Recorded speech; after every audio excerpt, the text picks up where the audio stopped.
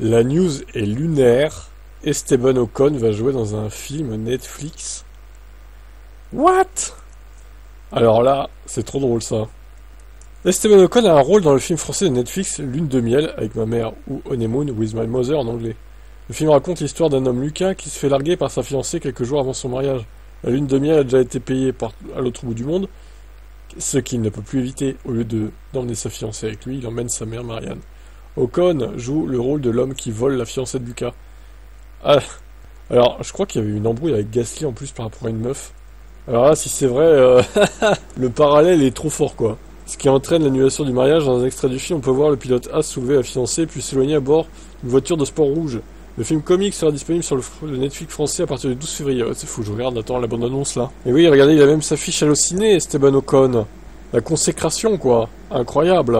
Alors pour info, j'ai tapé ça donc sur le YouTube et je suis tombé sur un truc d'il y a 2 ans. En fait, c'est une version espagnole apparemment, qui vont faire un remake en français en fait. Incroyable. Donc c'est dans cette version-là. Attendez, je vais trouver la vidéo là. Bon, j'ai trouvé une vidéo sur Facebook, mais visiblement il n'y a pas Esteban dedans. C'est un truc du 15 janvier, donc j'arrive pas à trouver d'autres vidéos. Ah si, ça y est, j'ai trouvé. Alerte incroyable. Je suis désolée, Lucas. Tin. C'est quoi la voiture? Une américaine on dirait, vu le bruit. Bah non, c'est une Alpine. Une Alpine rouge. Ah, je sais pas en vrai. Hein. On dirait une Alpine quand même. Hein. Mais le bruit, on dirait pas une Alpine. Vous prenez pour épaule lui ou pas? Alors, est-ce qu'on va le voir juste là, quelques instants, ou est-ce qu'il va avoir un vrai rôle dans ce film? Il est quand même crédité au casting, donc je pense qu'il va avoir 2-3 lignes de dialogue, a priori, mais ouais, par curiosité, je regarderai. Ça peut être drôle. Bon, après, le film en lui-même a pas l'air ouf, hein, quand même. Hein. L'histoire, bof. Mais bon, affaire à suivre. On verra bien. Horner revient sur la loyauté de Red Bull à l'égard de Checo. Il est facile de voir les choses avec du recul. Ah bah c'est facile de voir que Checo a ramené des millions, des dizaines de millions de sponsors, donc vous l'avez gardé, en fait, c'est tout. Hein. C'est toujours facile de regarder avec du recul, il est impossible de savoir ce que quelqu'un d'autre aurait fait dans cette voiture. Bon, en 2024, il aurait certainement fait mieux que lui, hein. C'est pas dur. Hein. Regardez ce que Sergio a fait pour nous. Dans les 4 dernières années, il a terminé deuxième du championnat en 2023. Bah encore heureux, vu la fusée, hein. C'est la moindre des choses. Il a gagné 5 courses dans une voiture et a joué un rôle clé dans les championnats constructeurs 2022 et 2023. Il a également joué un rôle important dans le championnat des conducteurs 2021. Il y avait donc une loyauté pour essayer d'aider vraiment Checo, mais malheureusement ça s'est pas concrétisé. Oh là là. On va dire que les sponsors derrière ont aidé à ce que l'équipe soit loyale. Mais ça, il va pas le reconnaître, ce cher Horner, évidemment. Bon bref, il me fait bien rire lui. Hein. On verra ce que fait Lawson dans la voiture du coup. Vettel finira-t-il par faire Le Mans? Bah c'est pas gagné quand même, hein, parce que ça fait depuis 2 ans et quelques qu'il a quitté la Formule 1. Il n'a pas piloté de course automobile. Des rumeurs de retour ont couru de temps à autre, bien qu'elles impliquent généralement une entrée dans les courses d'endurance. Il a effectué un test pour Porsche, ce qui a soudainement fait naître des rumeurs selon lesquelles il participera aux 24 heures du Mans. Ça ne s'est pas concrétisé pour l'édition 2024, mais à l'approche de la course 2025, Vettel est à nouveau lié à un siège Porsche. Le plus haut dirigeant de Porsche a informé fin 2024 que Vettel était toujours une option pour l'équipe WEC qui se prépare pour les 24 heures du Mans. Cependant, on ne sait toujours pas si cette option se concrétisera. Le patron du sport automobile de Porsche a déclaré « Je ne sais pas ». Ouais, comme ça au moins, voilà. Pascal Wehrlein est le principal candidat pour occuper cette place. Wehrlein est champion du monde en titre de Formule 1. Dans le passé, l'Allemand a couru pour Manor et Sauber en Formule 1. Je sais pas, on sent pas motivé spécialement, Vettel. On a l'impression qu'il a un peu tourné le dos au sport automobile, en fait. Il fait autre chose de sa vie, quoi. Un peu comme Rosberg, hein, finalement. Je pense pas qu'il fera le Mans, au final.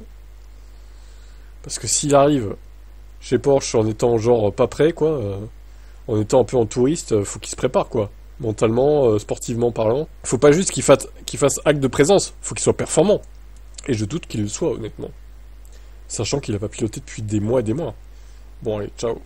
Sauber fait un grand changement. L'équipe d'aménage en partie en Angleterre. Ah ouais? Incroyable, hein.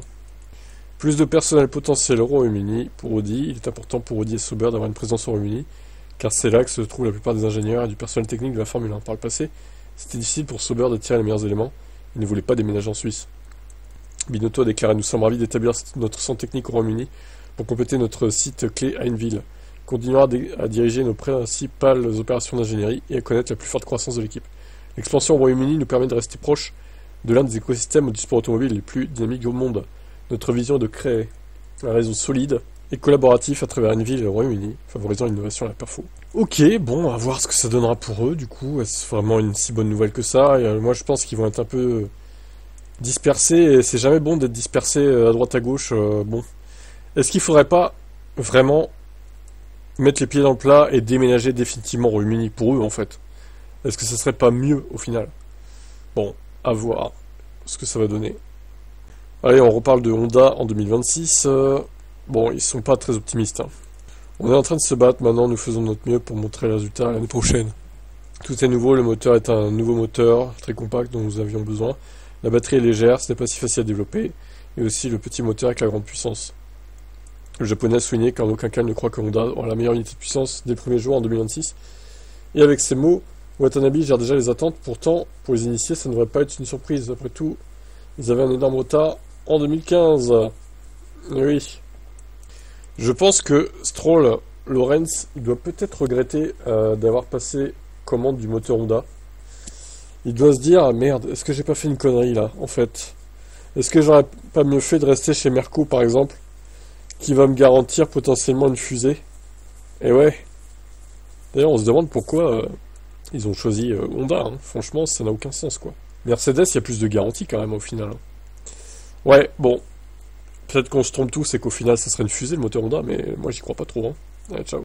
Le Grand Prix de Belgique sera le premier à être confronté à une tournante, si on peut dire.